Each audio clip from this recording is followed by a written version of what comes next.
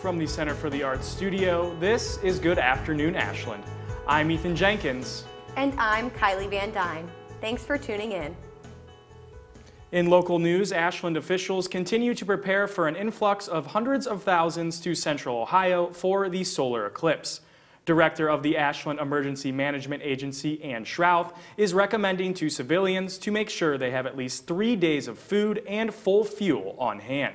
The city is also in talks of potentially holding a viewing event at Freer Field for the total eclipse.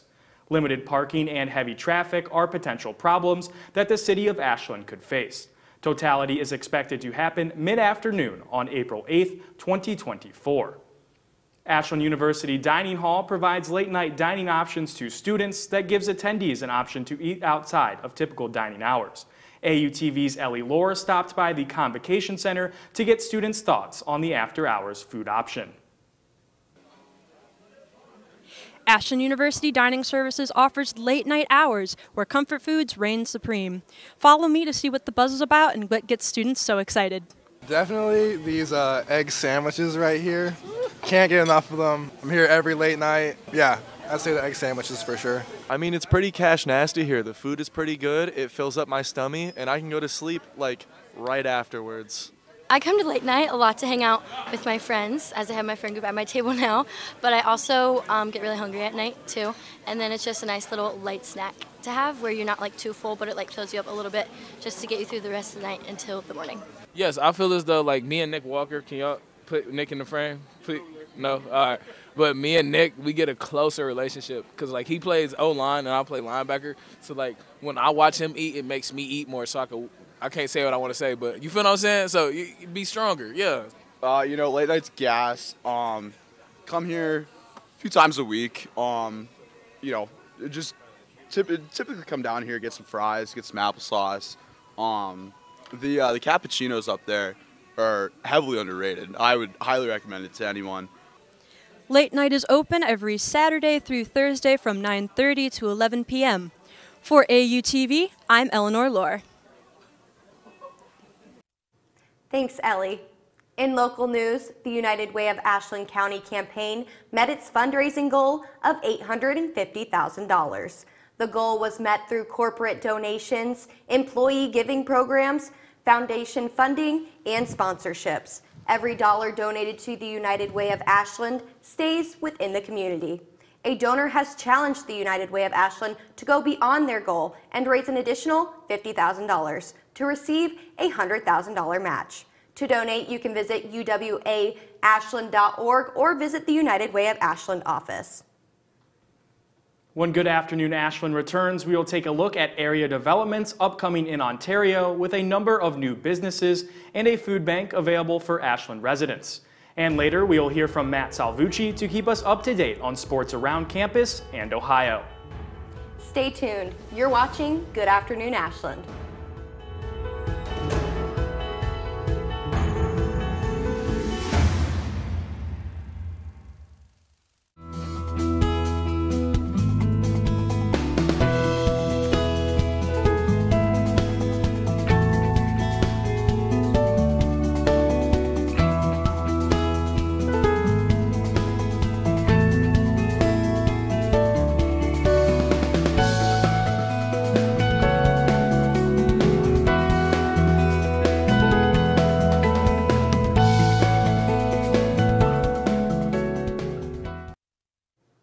Welcome back to Good Afternoon Ashland. In local news, Ontario is currently growing with a number of businesses set to open over the coming months. Popular national food chain Culver's is set to open a new location on April 15th. A Mansfield man plans to add an Italian-themed restaurant to the Ontario community with a targeted opening date of July. A new event center is also being planned to be opening soon in the old Oswalt Furniture Building. Some other stores, such as Bath & Body Works and a new gaming business, are set to move within the area. The summer months are expected to bring in a lot of money for the businesses in the area with these new additions to Ontario. In more local news, the Cleveland Food Bank Mobile Pantry will be holding a food pantry today at the Loudonville High School Fieldhouse parking lot. The mobile pantry will give out a variety of fresh produce along with other items until the supply is gone. The distribution will be a drive-through with volunteers putting food into vehicles. Vehicle trunks should be empty for easy accessibility. The food bank will be served by volunteers in the community. For further questions, you can contact 419-994-1112. And now to AUTV news anchor Lauren Golding with special coverage on the Holocaust lecture that was conducted by the Ashland University Center of Nonviolence. Today, Ashland's Center for Nonviolence hosted a lecture by Yossi Kugler titled Knowledge and Lack of Knowledge in the Holocaust. There's a lot of different things that go into our planning. Sometimes it's an overarching theme because we host an annual conference each year. Sometimes we're planning around that and then trying to pick other events that might piggyback off that theme.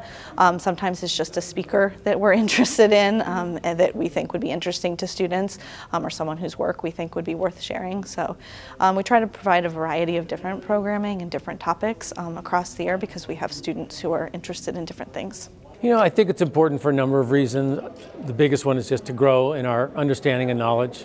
I think the greatest danger that was expressed at the Holocaust is when we see people as less than people and when we see them as groups and instead of you are a human being like I am.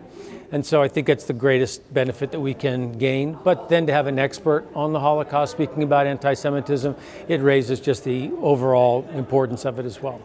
I don't think any of us have as good a knowledge of the Holocaust as we should. I think to myself, it was much closer for me, and I'm remembering, my mother talking to me about the atrocities that had occurred, but now it's been 80 years.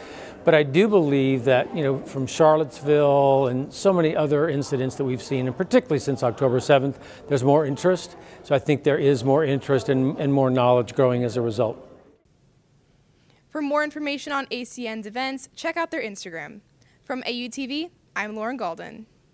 Thanks, Lauren. When Good Afternoon Ashland returns, we will head over to the sports desk with Matt Salvucci. Stay tuned. You're watching Good Afternoon Ashland.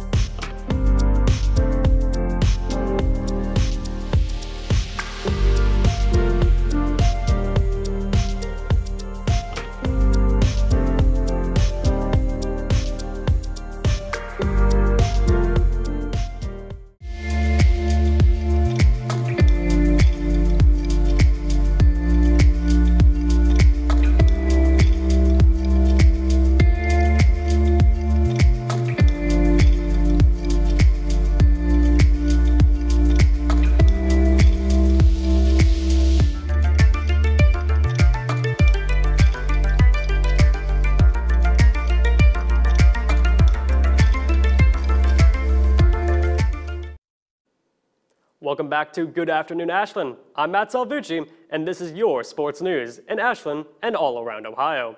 As the winter season comes to an end, several sports are wrapping up the regular season and approaching their respective conference and national championships. For the Ashland University women's indoor track team, they finished their season with the highest of conference awards. On February 24th, the Great Midwest Athletic Conference Indoor Championships came to a conclusion, with the Eagle women finishing as the GMAC champions. The Eagles scored a total of 148.5 points, followed up by a second-place Tiffin with a total of 140. They were led by the shot put event group, which scored 19 points, and also the long jump, 60-meter dash, and 60-meter hurdle event groups, which all scored 11. Individually, freshman Odessa Smith won the conference title in the 60-meter hurdles, and redshirt freshman Haley Rios was named the Women's Athlete of the Meet. Her award came after she won the long jump and placed fourth in both the 60 and 200-meter dashes. On the men's side of things, they claimed a third-place spot in the GMAC championships. The Eagle men scored 127 points. Their point total was just behind Finley, who recorded 135, and their first-place Tiffin with a total of 147. They were led by a dominant 60-meter hurdle squad, which saw a first, second, and fourth place finish. The pole vaulters also finished well, with first and second place athletes. Individually, senior sprinter TJ Skinner took home the 60-meter hurdle conference title, while junior Elmar Shute took the pole vault title, and junior Wyatt Corey finished first for the heptathlon title. The indoor track team will now move on to the NCAA National Championship, held in Pittsburgh, Kansas. There are 12 Eagles going. For the men, TJ Skinner and DJ Duncan in the 60-meter hurdles, Garrett Baker and Elmore Shute in the pole vault, Dalen Madison in the 800-meter run, and Brock Yanovich in the weight throw. As for the women, Kelsey Kinsley and Molly Winter will go in the shot put. The 4x4 team of Elizabeth Adams, Madison Stacy, Jada Vance, and Mia Gardner qualified.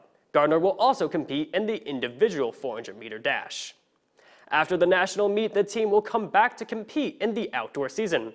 And I talked to head of track and field operations and head cross-country coach Jacob Sussman to see how the team adjusts from indoor to outdoor. It's kind of always the same in terms of keeping our athletes healthy. That's usually a big part of having such a long season. So if we can keep everybody healthy, we can keep moving forward in all the event areas, trying to take on some good conference competitors towards the end of the season. A lot of our programs, throws, jumps, sprints, and distance are heavily based on getting recovered. We do very high intensity things, so we got to make sure that they're getting recovered from lifting, from running, high intensity workout days. So. We kind of do a little bit of rebuilding phase after indoor, kind of cutting miles or cutting weights, throws, reps from those aspects, and we try to rebuild during the first part of outdoor and just kind of reset everything. Outside of track and field, the Eagle men and women's basketball teams are drawing to the close of their regular season. The women remain on top of the national coaches poll for the 6th week in a row and are on a 17-game winning streak. The Eagles are above the 25-win mark on the season. As for the men, they are sitting just above 16 wins on the season and 10 in conference play. Both teams are looking to wrap up their regular seasons against the University of Findlay on Saturday, March 2nd. And lastly, in state news, the Cleveland Cavaliers continued their impressive second half of their season. The most recent standout contest came with a buzzer-beater miracle shot to shock the 33-25 Dallas Mavericks on Tuesday, February 27th. The Mavericks scored late in the contest, leaving the Cavs with 2.9 seconds left and a 1-point deficit. The ball was then inbounded and passed to shooting guard Max Strus, who heaved a shot up from 59 feet away. Miraculously, the ball fell through, sending the Cavs to a 121-119-point victory. According to ESPN, Max Strus' game winner was the second largest shot made at the buzzer beater in the three-point era. The Cavaliers will look to continue their winning ways down the stretch of the season, currently sitting second in the Eastern Conference. And that is it for your sports news, local and around Ohio. Now back to Kylie and Ethan at the news desk to wrap up this edition of Good Afternoon Ashland. Thanks, Matt. We hope you enjoyed this edition of Good Afternoon Ashland. To keep up with AUTV, be sure to follow us across all social media at AUTV. Stay tuned into 88.9 WRDL, AU's student-run radio station at 88.9 FM and online at WRDLFM.com. Also pick up a copy of the award-winning newspaper, The Collegian, and check out ashland-collegian.com for more news and content from the JDM department. We would like to thank the crew here at AUTV for making this all possible. I'm Ethan Jenkins. And I'm Kylie Van Dyne. Thanks for watching.